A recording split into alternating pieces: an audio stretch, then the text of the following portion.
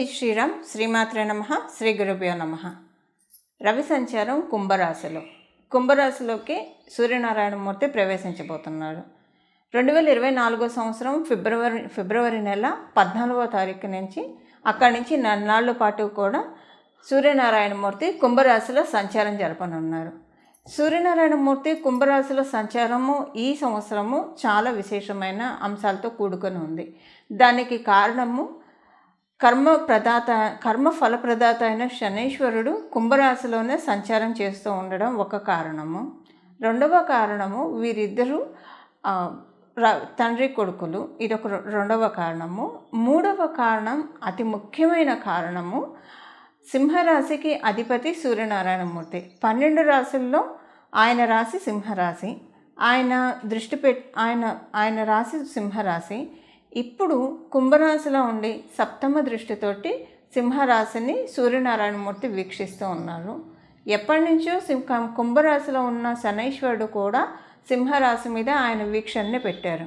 వీళ్ళిద్దరూ కలిసి సింహరాశిని వీక్షిస్తూ ఉన్నారు. కాలపురుషుడు కుండలిలోంచి పంచమ స్థానమైన సింహరాశి మీద వీళ్ళిద్దరూ దృష్టి ద్వాదశ రాశుల వాళ్ళకి ఎలాంటి ఫలితాన్ని ప్రసాదించబోతుంది. ప్రత్యేకించి కుంభరాశిలో శనీశ్వరుడు ఉన్నప్పుడు సూర్యనారాయణమూర్తి సంచారము ఎలాంటి ఫలితాన్ని ద్వాదశ రాశుల వాళ్ళకి తెచ్చిపెట్టబోతుంది. దీనికి పరిహారాలు, ఈ విషయాలన్నీ కూడా మనం తెలుసుకోవడానికి ప్రయత్నిద్దాం. సూర్యనారాయణమూర్తి కుంభరాశిలో ఆయన ప్రవేశం అనేది ఉత్తరాయణ పుణ్యకాలం వచ్చిన తర్వాత ఆయన మొట్టమొదటిగా మారింది.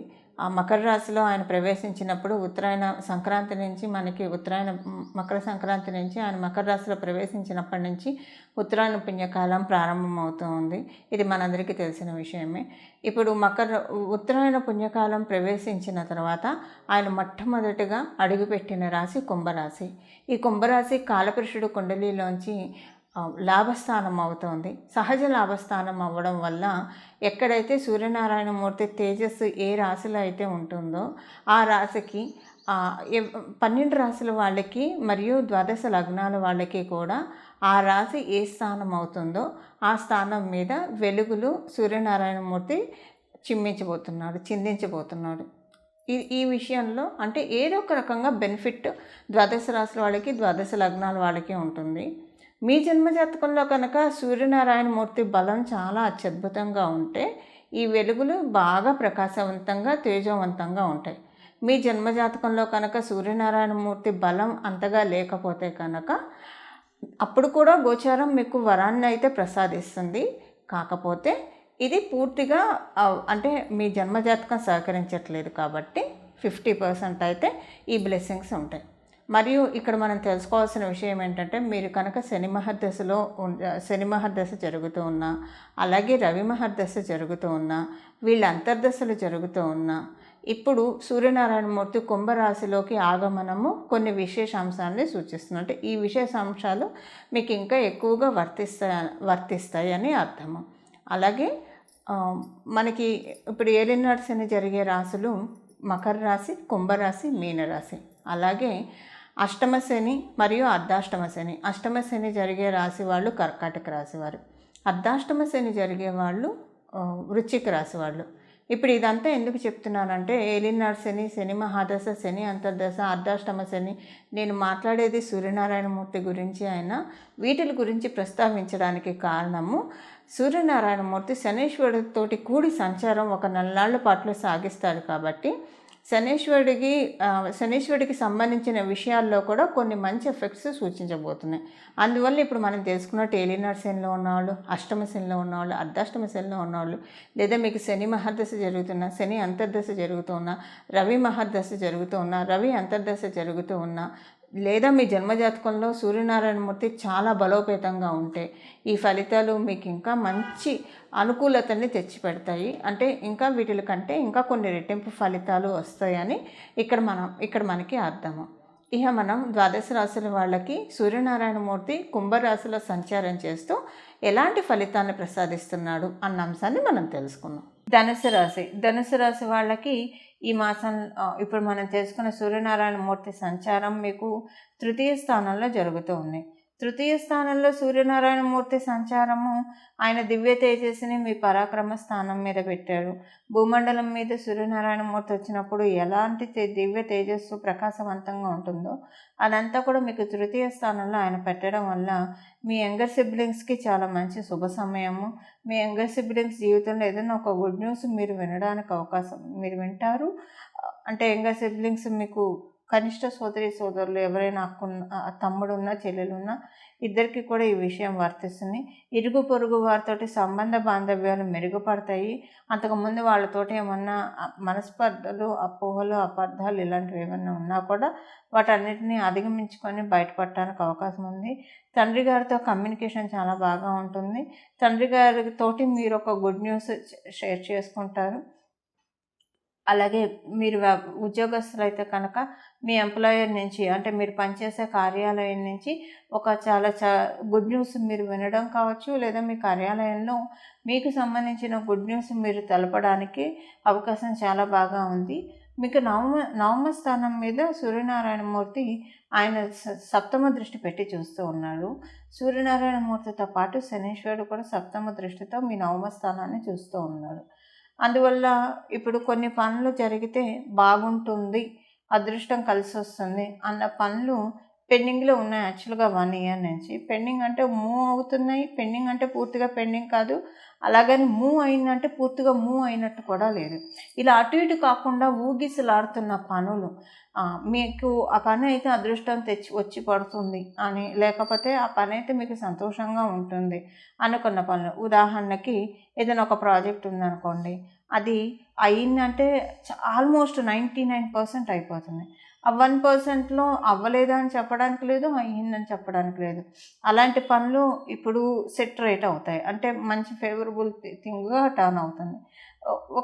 ఇదొక విషయం. అయితే ఇంకొకటి, ఎవరైనా స్వగృహ ప్రయత్నాలు చేస్తూ ఉంటారు, లేదా కన్స్ట్రక్షన్ చేసుకుంటారు, వాళ్ళే ఓన్ హౌస్ కన్స్ట్రక్షన్ చేసుకుంటారు. స్వగృహ ప్రయత్నాలు చేస్తున్నా, ఓన్ హౌస్ కన్స్ట్రక్షన్ చేస్తూ ఉన్నా, ఇక్కడ కూడా మీకు పని అయినట్టే ఉంటుంది కానీ అవ్వదు. అది లాస్ట్కి వచ్చేప్పటికి మీకు ఎందుకు అసంతృప్తి ఉంటుంది. ఇలాంటివి ఏవైనా ఉంటాయి అంటే, నేను ఎగ్జాంపుల్కి ఈ 2 చెప్పానండి. మీరు ఒకసారి రీకాల్ చేసుకోండి. ఇలాంటి పనులు మీకు ఉంటాయి ఖచ్చితంగా.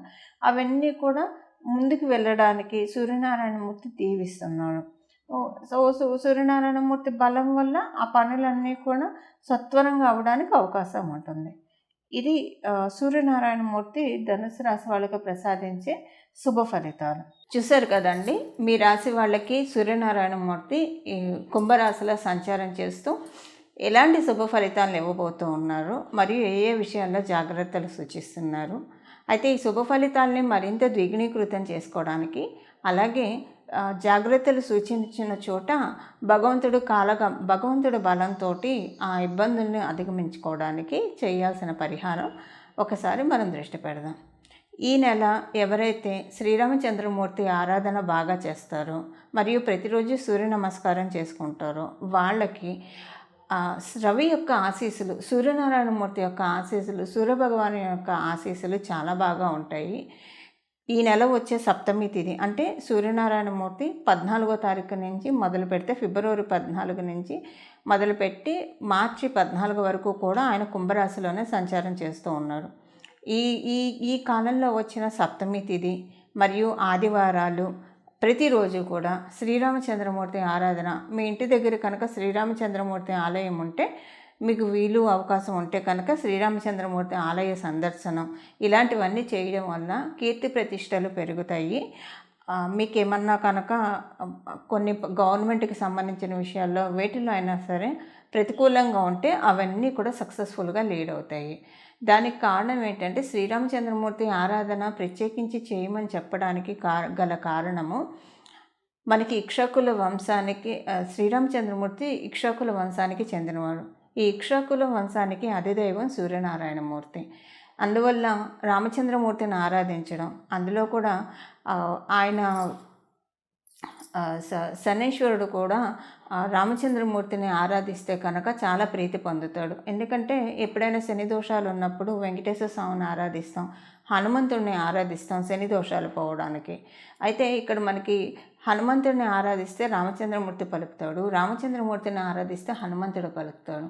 అందువల్ల శని దోషాలు ఉన్న వాళ్ళు హనుమంతుడిని ఆరాధించడంతో పాటు రామచంద్రమూర్తిని కూడా ఆరాధిస్తే, రామచంద్రమూర్తిని ఆరాధించడం వల్ల హనుమంతుడు తొందరగా పలుకుతాడు, మనకున్న ఈతి బాధల నుంచి సులభంగా బయటపడేస్తాడు. ఏదన్నా మనం దుష్ట శక్తులు, దుష్ట పీడలు ఏమన్నా అంటే నవగ్రహ పీడలు ఇలాంటివి ఉన్నా కూడా ఆయన తోకతో జాడించి కొడతాడు. అందువల్ల ఎట్టి పరిస్థితుల్లోనూ మిస్ అవ్వకుండా ఈ నెలంతా కూడా శ్రీరామచంద్రమూర్తికి సంబంధించిన ప్రార్థనలు చేసి శ్రీరామచంద్రమూర్తికి పూజ చేయడము, శ్రీరామచంద్రమూర్తి వారి ఆలయాన్ని దర్శించడము. లేదు ఇది ఏది మాకు అవ్వదండి, శ్రీరామ శ్రీరామ శ్రీరామ శ్రీరామ అని మనసులో 24 గంటలు జపం చేసుకోవడానికి ఎలాంటి దోషమో లేదు. మీరు ఆడవాళ్ళైతే పీరియడ్స్లో ఉన్న మనసులో శ్రీరామ శ్రీరామ శ్రీరామ అనుకోవచ్చు. ఆడ మగ అని భేదం లేకుండా మీకు అశౌచం ఉంది అంటే ఎవరైనా మీ ఇంట్లో వాళ్ళు స్వర్గస్థులు అయ్యారు, సో మేము చేయొచ్చా చేయకూడదు అన్న అనుమానం అక్కర్లేదండి. నామజపం ఎప్పుడైనా చేయొచ్చు. మనసులో శ్రీరామ శ్రీరామ శ్రీరామ అనుకుంటే కనుక చాలా చక్కటి ఫలితాలు వస్తాయి. మళ్ళీ మనకి ఇలాంటి ట్రాన్సిట్ ఇప్పుడు శనీశ్వరుడు కుంభరాశిలో ఉన్నాడు కాబట్టి మనకి ఇంకా సత్వరంగా అంటే ఈ కమింగ్ 1 ఇయర్లో మనం చేసిన ఈ 1 మంత్ చేసిన దాని ఫలితాలు కమింగ్ 1 ఇయర్లో ఎప్పుడైనా వస్తాయి. చాలా మంచి ఫలితాలు వస్తాయి. అది మీ జన్మజాతకం అనుకూలిస్తే కనుక ఇంకా మంచి ఉన్నతి స్థితిలోకి స్టేటస్ మారే విధంగా ఫలితాలు ఉంటాయి. మళ్ళీ మనకి శనీశ్వరుడు కుంభరాశిలో అంటే సూర్యనారాయణమూర్తి ప్రతి సంవత్సరం కుంభరాశిలో వస్తాడు, కానీ శనీశ్వరుడు కనుక కుంభరాశిలోంచి మీనరాశిలోకి జరిగిపోయాడా మళ్ళీ 30 సంవత్సరాల వరకు మనం ఇలాంటి కాంబినేషన్ అస్సలు చూడలేము. అందువల్ల చాలా జాగ్రత్తగా శ్రీరామచంద్రమూర్తి ఆరాధన ఈ నెలనాళ్ళు చేయండి. భగవంతుడు ఇచ్చే సన్మంగళాలని అందుకోండి. మీరు అలా సన్మంగళాన్ని మీ జీవితంలో అందుకోవాలని చెప్పి రామచంద్రమూర్తిని మనస్ఫూర్తిగా నేను కూడా ప్రార్థిస్తూ మంగళం. నమో భగవతే వాసుదేవాయ.